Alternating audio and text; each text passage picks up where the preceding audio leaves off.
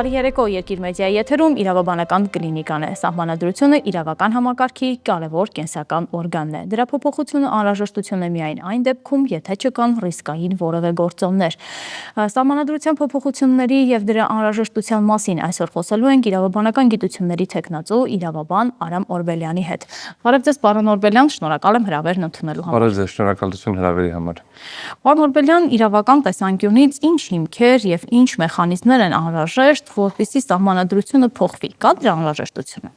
Նայեք, սահմանադրությունը, ինչպես եւ ցանկացած այլ իրավական ակտի փոփոխությունը քննարկելիս, պետք է հասկանանք ինչ խնդիր կա հասարակությունում, որը չեն կարողանում լուծել առկա համակարգի շրջանակներում։ Հիմա իմ գնահատմամբ սահմանադրության փոփոխության որպես այդպիսի նախապայմաններ չկան, չունենք որևէ կրիզիսային իրավիճակ, որը առկա սահմանադրական կարգավորումների շրջանակներում հնարավոր չի լուծել, եւ սահմանադրությունը որևէ կերպ չեմ տեսնում, որ ինքնին խոչընդոտում է երկրի զարգացումը, բուն սահմանադրությունը։ Մի քանի պարամետր միշտ պետք է հաշվի առնենք, գոյություն չունի որևէ իրավական ակտ, լինի դա սահմանադրություն, օրենք, որը հնարավոր չի ավելի լավ է դարձնել։ Այսինքն չկա այդպիսի բան, որ չեն կարող մի քիչ էլ ավելի լավ ունենալ։ Բայց դա չի նշանակում, որ եթե տեսականորեն հնարավոր է մի քիչ ավելի լավ ունենալ, պետք է պարտադիր փոփոխություն անել, որովհետև սահմանադրությունների կարևոր արժեքներից մեկը նաև դրա կայունությունն է։ Այսինքն սահմանադրության անընդհատ փոփոխությունը բերում է քաղաքական ուժերի, քաղաքացիների, տնտեսական միավորումներ, այսինքն բոլորի համար առաջացնում է անկանխատեսելիություններ, որովհետև սահմանադրությունը ինքնին որոշակի մեկնաբանման տեղ տալով սահմանադրական դատարանին կենթանի փաստաթուղթ է, այսինքն ինքը որոշակի փոփոխվում է ժամանակի ընթացքում ընդհանուր կոնցեպտները մեկնաբանելիս, բայց անընդհատ սահմանադրություն փոխելը ունենում է բացասական ազդեցություն։ Եվ ըստ էության, եթե մենք խոսում ենք այս ֆունդամենտալ փոփոխությունների մասին, մենք խոսում ենք մեծ փոփոխությունների մասին, պետք է ունենանք լուրջ խնդիրներ։ Հիմա փորձեմ օրինակներ բերեմ, որպեսզի պարզ լինի ունկնդիրներին։ Հայաստանի Հանրապետությունում սահմանադրությունը ընդունվել է 95 թվականին, 93-ից տարբերակների վրա աշխատանք էր ունում եւ 95 թվականին ընդունվեց սահմանադրությունը։ 2001 թվականին Հայաստանի Հանրապետությունը անդամակցեց Եվրոպայի խորհրդին եւ Մարդու իրավունքների եվրոպական կոնվենցիան վավերացրեցինք։ Այսինքն այդ ամբողջ համակարգի մեջ առաջացավ մի շարք խնդիրներ, որ սահմանադրության ձևակերպումները, մոտեցումները, երաշխիքները չէին համապատասխանում։ Եվ համապատասխանաբար Հայաստանի Հանրապետությունը անդամակցելով Եվրոպայի խորհրդին վերցրել էր պարտավորություն 2 տարվա ընթացքում համապատասխանեցնել։ 2003-ի սահմանադրական փոփոխությունները հավանության շարժանացան, 2005-ին կատարվեց փոփոխություն։ Եվ 2005 թվականի փոփոխությունների արդյունքում մենք ունեցանք ընդհանուր առմամբ որոշ հաջորդող փոփոխություններ եղավ հաջորդ տեքստում, բայց ընդհանուր առմամբ համապատասխանող տարբերակ։ Հիմա 2015 թվականին ունենք կրկին որոշակի խնդիր լուծելու, որովհետև իրականում մեր անկախության հռչակագրից սկսած ենթադրվում էր պարլամենտական համակարգ, որովհետև դա ձևակերպումը տրված է Գերագույն խորհրդի առաջնությամբ, բայց ըստ էության պարլամենտական համակարգ եւ քաղաքական ուժերը բոլորը պնդում են պարլամենտարիզմի անցնելուն եւ դա ուներ որոշակի կարևոր էլեմենտներ։ Պարլամենտական համակարգը ստատիստիկ, ուղղակի ապացուցողական, երբ որ վեր ենք լուծում, ավելի կայուն է։ Մենք միշտ նայում ենք 5 տարի, 10 տարի կտրվածքով, բայց պետական կառավարման համակարգի տեսակետից պարլամենտական համակարգը միշտ ավելի կայուն է եւ պարլամենտարիզմի վերջնական ձևավորման դեպքում մենք ունենում ենք շատ ավելի ներկայացուցչական, շատ ավելի ազդեցիկ կառավարման մոդել, քան նախագահական կամ կիսանախագահական։ Ընդ որում կիսանախագահականը, որը մենք ունենք 95 թվականին, մի քիչ թեթևացված տարբերակով 2005 թվականին, առաջացնում են շատ ավելի լուրջ խնդիրներ, երբ որ առաջանա հակասություն պարլամենտի ու նախագահի միջև։ Հիմա եթե ձեր հարցը նորից վերադառնանք, հիմնական խնդիրը, երբ որ անհրաժեշտ է կատարել փոփոխություն սահմանադրությունում, պետք է ունենանք, ոնց ասեմ, ֆունդամենտալ խնդիրներ, որոնք չեն կարողանում լուծել առկա համակարգի մեջ։ Պարոն Օրբելյան, մենք միշտ ունեցել ենք, այսինքն սահմանադրության փոփոխություն 95-ից սկսած հիմա խոսվում է նոր սահմանադրության մասին։ Ինչ տարբերություն այդ փոփոխությունների եւ նոր սահմանադրության։ Դա բառախաղի մասին ենք խոսում։ Հիմա կարող ենք բերել, ասենք քաղաքագիտական իմաստով դա ինչ են ասում 4-րդ հանրապետություն, 5-րդ թագավորություն, իմաստը հետեւյալն է։ Կա Հայաստանի Հանրապետությունը։ Հայաստանի Հանրապետությունը ձևավորվել է անկախության հռչակագրի հիման վրա։ Անկախության հռչակագիրը դրել է անկախ սահմանադրության տեքստում ունենք թե չէ, դրել է այն պարամետրերը, ինչի հիման վրա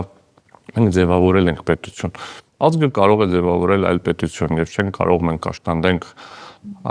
ազգին ունենալ այլ մոդելի պետություն, բայց դա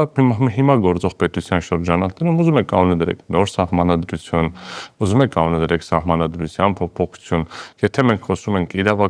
իրավաքաղաքական գործընթացի մասին, ոչ թե կամայական եւ ուզուրպացիայի մասին, ուզում եք նորը գրեք, ուզում եք ինը գրեք, դա ընդհանրապես պայմանական ճաշակի հարց է։ Միությունը խոսում է պրեամբուլայի մասին, այդ փոփոխության խնդիրը, որ մի դեպքում հնարավոր է, մի դեպքում հնարավոր չէ։ Նորից եմ ասում, որովհետեւ անկախության հռչակագիրը ասում է, ես հիմք եմ ցանկացած բոլոր սահմանադրությունների եւ փոփոխությունների, բայց հիմա վերադառնալով կարևոր խնդրին, հիմա պրեամբուլայում կա գրված որոշակի տեքստեր, որոնք 2020 թվականի փոփոխության արդյունքում ձևավորված խնդրահարույց փոփոխությունների արդյունքում ձևավորված սահմանադրական դատարան ասել է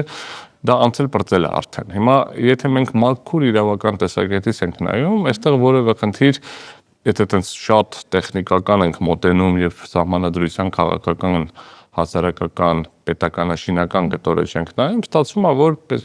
ՍԴ որոշման հիման վրա այդ պրեամբուլան արդեն ավարտվել է, չկա ինչ որ գրված է սահմանադրությունում գրված է, ինչ որ գրված չի, բայց սա ավելի շատ քաղաքագիտական արժեհամակարգային բանավեճի դաշտում է, քան իրավական։ Սա չի նշանակում իմիջիայլոց, որ իրավական բանավեճի դաշտում չլինելով չպետք է ուշադրություն դարձնենք։ Երբ որ ընդդիմությունը այս խնդիրը բարձրացնում է պարլամենտում, մենք պետք է հասկանանք, որ պարլամենտը երկրի գլխավոր քաղաքական մարմինն է եւ այս պնդումները ունեն նաեւ քաղաքական, քաղաքագիտական, հասարակագիտական, պետության վրա ազդելու ոչ իրավական գործիքներ, նաեւ ընկալման մակարդակով, նաեւ երբ որ մեկը բացում է սահմանադրությունը, կարդում է միշտ չի հիշելու անկախության հռչակագիր ունենք, դա բացի կարդալու է տեքստը եւ այլն։ Հետեւաբար այս պնդումները ճիշտ են քաղաքական արգումենտացիայի տեսակետից, իրավական տեսակետից իրականում որ նորի դեպքում կարող ենք փոխել, չկա նման բան։ Այսինքն փոխել միշտ կարող ես ամեն ինչ։ Հիմա անփոխարինելի հոդվածներն էլ կարող ես փոխել։ Դա չի իրավաչափ, բայց հիմա եթե մենք խոսում ենք կարող ենք ֆիզիկապես անել թե չէ, դե հիմա վերջին հաշվով միշտ կարա մեկնել թե դեզից բարձրացնի, ասի դες որ անփոխարինելի է, այդքան էլ անփոխարինելի չի, ես որոշեցի առաջին հոդվածը, որտեղ ասում էր Հայաստանը իրավական պետություն է, իրավական սոցիալական պետություն է, մեկը վերկենա ասի, դե ես որոշեցի այսօրվանից Հայաստանում կլինի նորից ոչ թե հանրապետություն, այլ խորհրդային պետություն, ժամահիրիա, թագավորություն, տարբեր բաներ, նոր բան եմ հնարել, ինչ որ ինչապետություն, ինչ որ, սա չի լինի իրավաչափ, որովհետև սահմանադրությունը կարգավորում է առկա պահին գործող մարդկանց հարաբերությունները, բայց նաև անցյալ ներկա ապագա հարաբերությունները որոշ չափով։ Պարոն Օրբելյան, սահմանադրության փոփոխությունը քաղաքացին ինչպես կզգա իր վրա այն փոփոխությունները, որոնք անհրաժեշտ են, այսինքն բացի կառավարման համակարգից մի շատ խնդրահարույց դրույթներ ու հատկապես պրեամբուլան է քննարկվում։ Երկու բան, որը զգացել է քաղաքացին նախորդ երկու փոփոխությունների արդյունքում, մեկը մարդու իրավունքների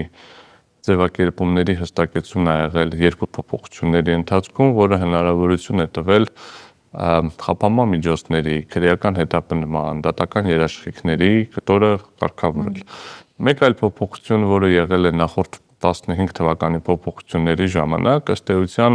սահմանադրության նախագծի հեղինակները ելել են կանխավարկածից, որ պետությունը սուտասան չի կարող լինել եւ չպետք է ունենանք իրավունքների երաշխիքների ձևակերպում, որոնք ռեալ չեն իրագործվելու։ Եվ հետեւաբար այն բազային ու դա ընդ որում արևմտյան երկրներում շատ ընդունված մոտեցում արևմտյան գլոբալ ասենք, լավագույն փորձից ելնելով ոչ միայն արևմտյան, այլև գլոբալ։ Հիմա ինչա ֆիքսված, որ այն իրավունքները, որոնք արձանագրված են երկրորդ գլխում, հիմա գործողում, սա պարտադիր է, չի կարա պետություն ասի, փող չունեի, հնարավորություն չունեի, ոտի բրասլետը փչացել էր, հետեւաբար կալանավորում եմ։ Այսինքն երկրորդ գլուխը բացարձակ պարտավորություն է, որ պետությունը դա պարտավոր է անել, չի կարող շեղվել։ Երրորդ գլխում, որտեղ ավելի լայն սոցիալական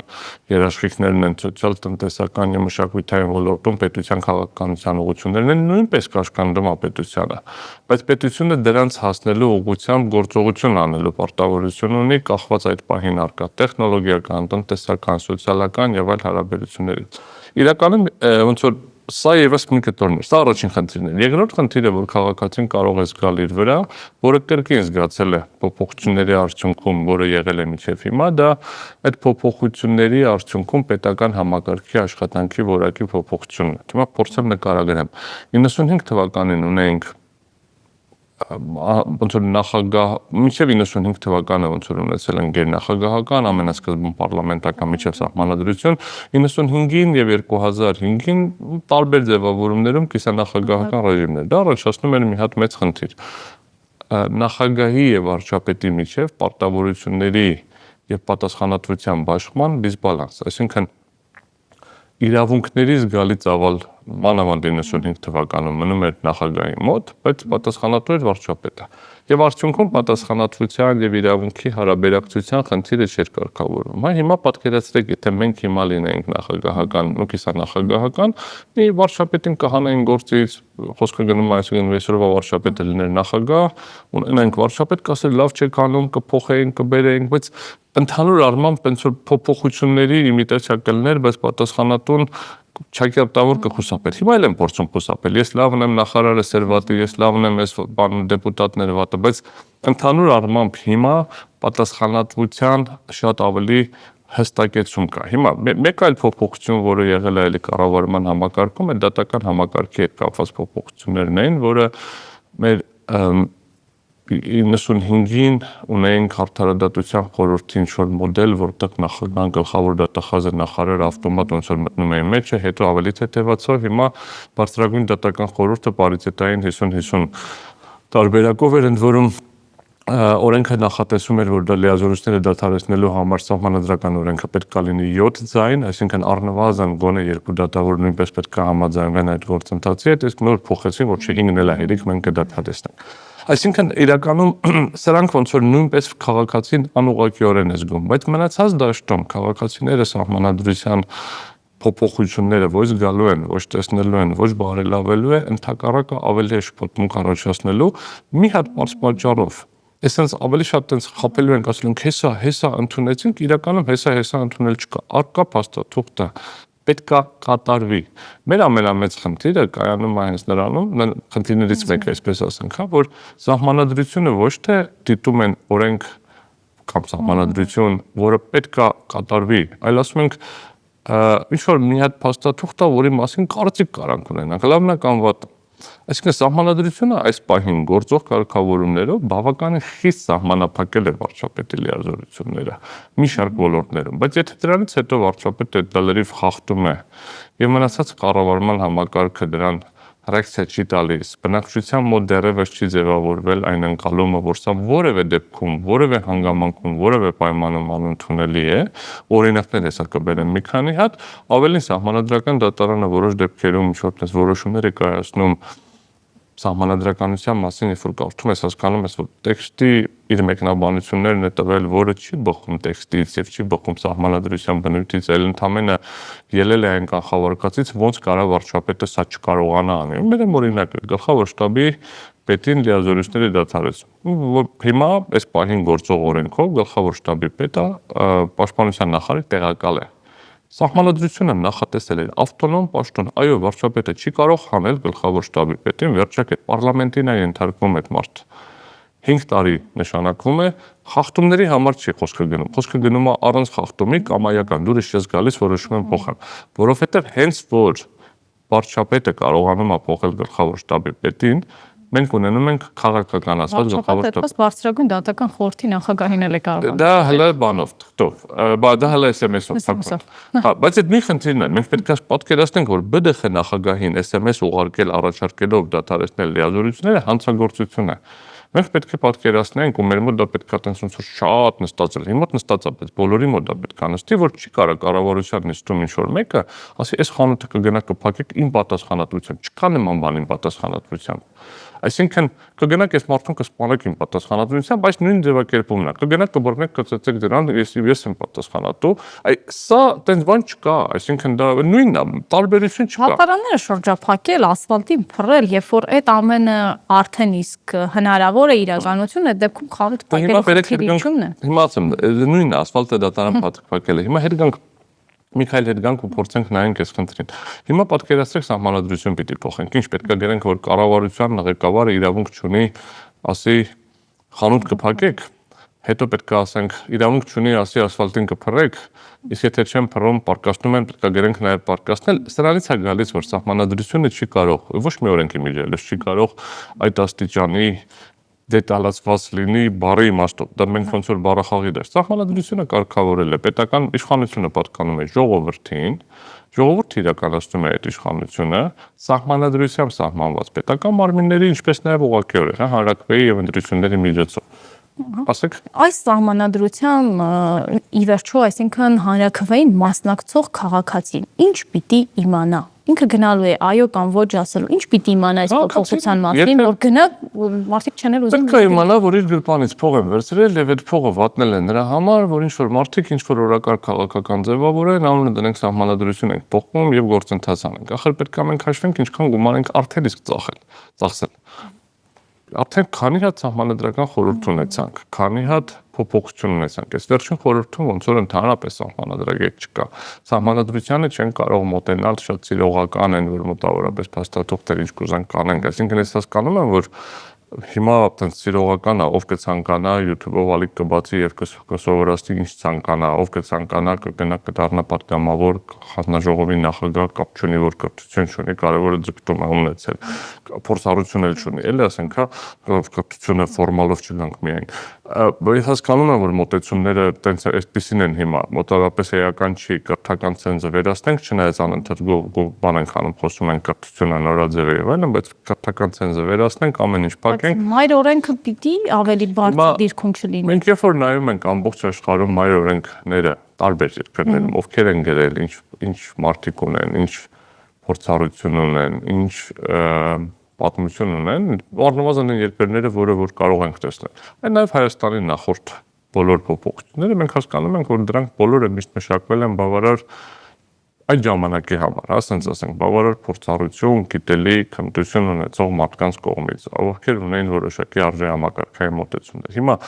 մենք տեսնում ենք, որ հիմա ինչ որ սահմանադրություն է փոխվում, կրկնում եմ, սահմանադրության փոփոխությունը չեմ էլ ուզում մտնեմ նույնիսկ այն օրակարգ, որ Ադրբեջանն է պահանջել, որտեղ առընթադ պահանջում ասում չփոխես այս ինչ որ բան չեմ անի, ընդ որում դա տենց էլ չի, որ փոխելուց հետո կանի։ Ընդհանրապես ասած խոսակցության թեմա է, որպեսզի ներքաղաքական process-ի վրա ինքնայլազդի։ Որում դիմությունն այսպեսի ձևակերպում է ներկայացնում միշտ ազգային ժողովում, նույնիսկ իրավաբան մասնագետներն են խոսում, ասում են, որ այս փոփոխությունները տանելու են իրավական փակ ուղի եւ լեգիտիմացնելու են ինչ որ գործընթացներ, որը հետագայում մեզ հնարավորություն չի տալու քաղաքական մյուս process-ների, մասնավորապես Արցախի խնդիր վերադարձ, ինչ փակ ուղիների մասին են խոսում։ Խնդիրը հետեւյալն է, եթե մոտավորապես են հետևյալ խնդիրն է, հիմա ապօրինաբար ինչ որ մի հոգի չունենալով դրա լիազորությունը, ամենայն հավանականությամբ իշխանապողության լինելու դեպքում եւ դրանից հետո հնարավոր լինելու նաեւ շատ ճակերտավոր հետաքրքիր, այսինքն ցավալի դեպքեր կպարզվեն, ով ոնց որտեղ է գործակալներից են խոսում, կպարզվեն գործակալների մի մասը, ինչը ամբողջ գործընթացը ոչ լեգիտիմ, ոչ իրավական եւ միջազգային իրավունքի տեսակետից խնդրահարույց է դարձնում։ Բրայ հայտարարություն եւ մնացած ամեն ինչ։ Դա չեղավ որ վաղը ինչ որ նոր իշխանություն եղավ, մեկ էլ ասում ենք, ոայ մեկ էլ հանկարծ ամեն ինչ փոխվեց, բայց ուղղություն կա աշխատանքի, որի շուրջ պետք է աշխատանք տարվի եւ կա մեծ հնարավորություն շատ բարձր եւ դրական հաջողությունների հասնել եւ Ադրբեջանի եւ Թուրքիայի հետ հարաբերություններում հայկական իրավունքների պաշտպանության հետ կապված ներառյալ Արցախի վերադարձի, Արցախի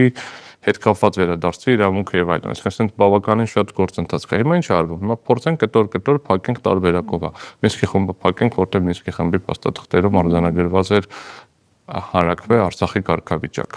Ինչ անենք, դե բերեք այն դատական գործերից հրաժարվենք, որովհետև այն դատական գործերում ոնց որ թե Ադրբեջանի, Թուրքիայի մեղավորությունը այնտեղ արձանագրվում, մարդու իրավունքների կոպիտ խախտում, հələ կարող է մի քիչ էլ որ խորանանք ցեղասպանություն, դրա համար դրանից էլ հրաժարվենք, փակի։ Բացի դրանից էլ որոշումներում կա միջանկյալ միջոց, որը դատարանները ընդունել են, որով ապահովել ուղղակիորեն նախատեսված է վերադարձը ապահովել, որ փակենք այդ միջանկյալ միջոցը կվերանա։ Ինչ անենք, սահմանադրությունը Կարող է մեկը վաղացի, որ այս համանadrություն եմ խախտել, դե բերեք համանadrությունը փոխենք, թե ժողովուրդը հրաժարվի Արցախից խեն, ես հրաժարվում, կասում, չեք ուզում, չհրաժարվեք։ Ընդ որում քվեարկելուց ասելու կապ չունի, քվեարկելուց հետո եթե նման բան լինի ու անցնի, ասելու դուք եք քվեարկել, չքվեարկեք։ Այսինքն պատասխանատվությունից խուսափելու ուղղակի եղանակը իշխանությունները բան չեն,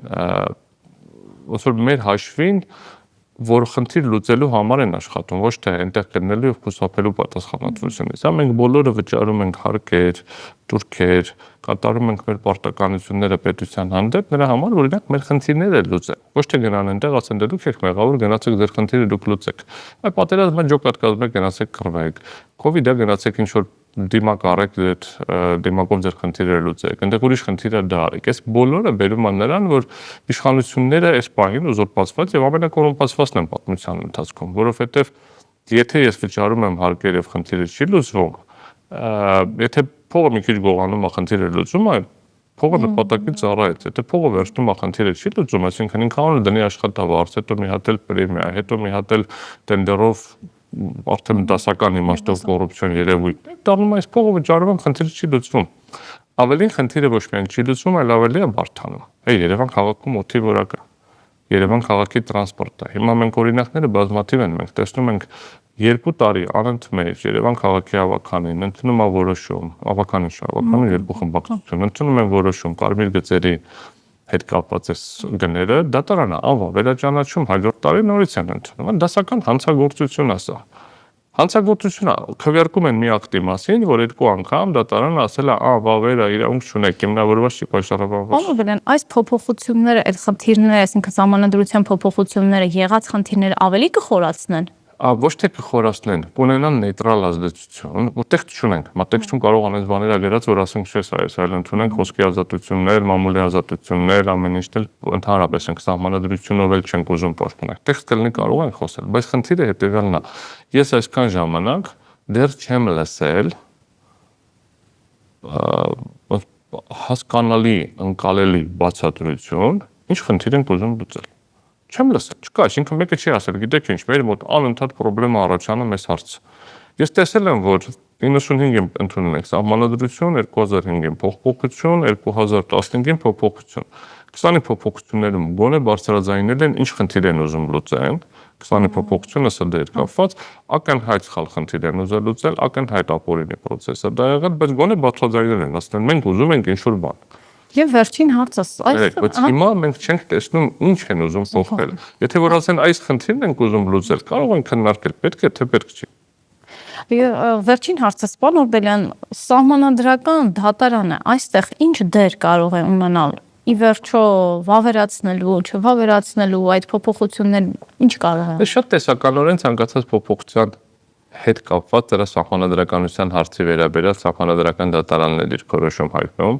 եւ եթե եղավ նոր սահմանադրություն անվան տախտատուղթ, որտեղ համապատասխանան փոփոխելի հոդվածներում կամ նախապանում փոփոխություն կլինի, սահմանադրական դատարանը,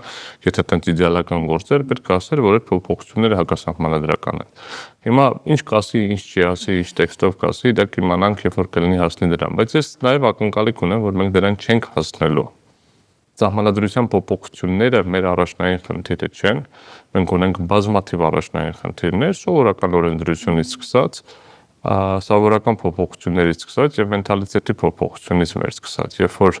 նախարարը ասում է ես հաղթեցի, երբ որ ինքը ինչ-որ օրենք է ընդունում, որտեղ քաղաքացիները ավելի փող են վճարելու, ինքը իր հաղթանակը դա համարում որպես հաղթանակ ներկայացնում եւ նմանատիպ ինչ-որ process-ներում պետք է փոփոխվի մոտեցումը։ Երբ որ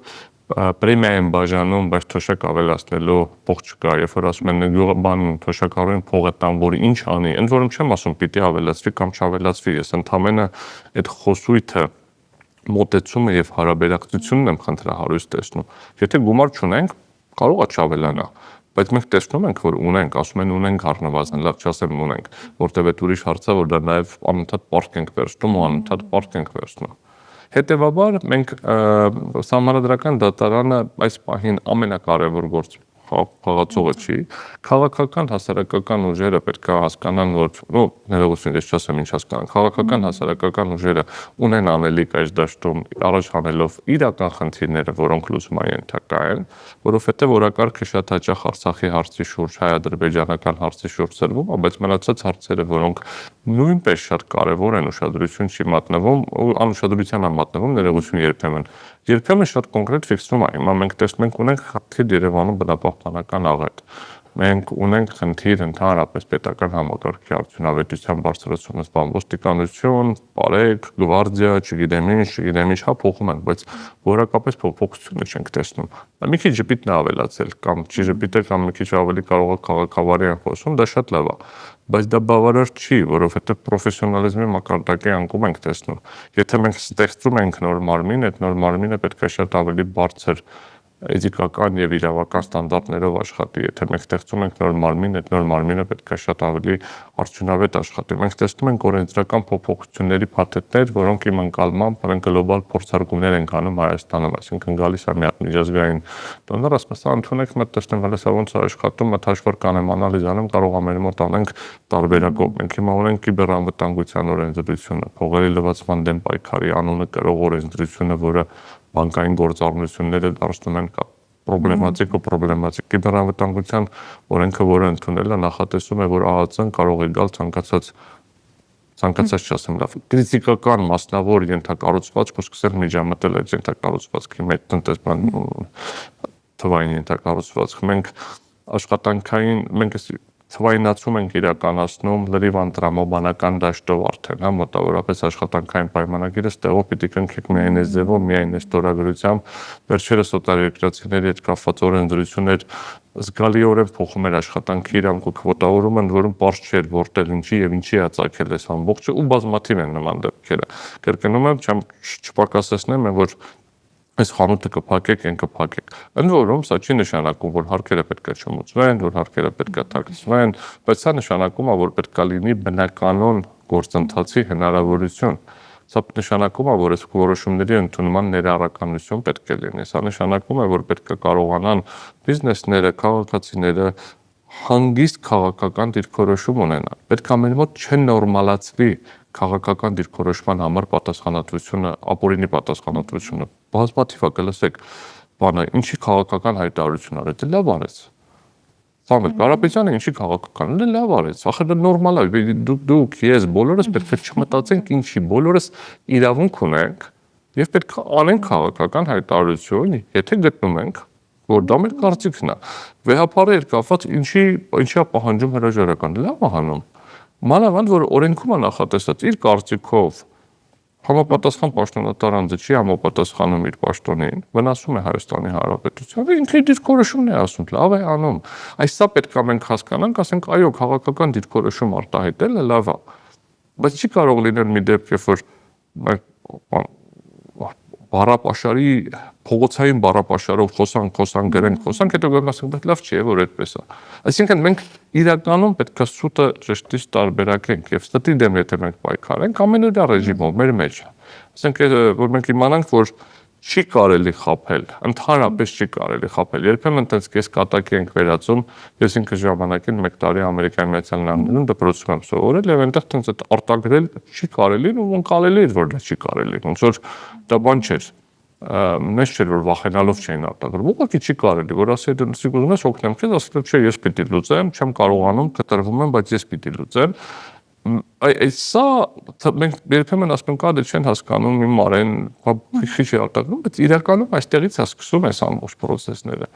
Այս որ չի կարելի խաբելը հենց այդտեղից է, սուտ ասողից, երբ որ մեկ մի բան սուտ ասում, հետո մենք բռնացնում ենք, ինքը սկսում է բաց, մի հատ հերիք չի բռնվել, ասի կներեք, իրականում ճիշտ եք ասում, սխալ եմ ասել, չպետք է ասի, ասում չէ, ես այդ նկատի չունեի, նա նկատի ունեի։ Այստեղից է սկսում, որովհետև եթե ինֆորմացիայի մասով մենք չենք իմանում ինչ ենք մենք իրար հետ խոսում, մենք չենք էլ կարողանում հասկանալ, մենք պայմանավորվեցինք, թե չպայմանավորվեցինք, մենք ինչ որ բանի վերաբերյալ ունենք կոնսենսուս կամ ունենք հակառակ մոտեցումներ եւ այլն։ Մենք պետք է հստականանք, որ պետությունը տոտալիտար չի կարող լինել Հայաստանում։ Մենք անդադ ասում ենք, մենք պետություն պիտի ունենանք, պետություն չենք ունեցել։ Պետությունը չի նշանակում, որ պետք է գա ասի ես ինչ ուտեմ,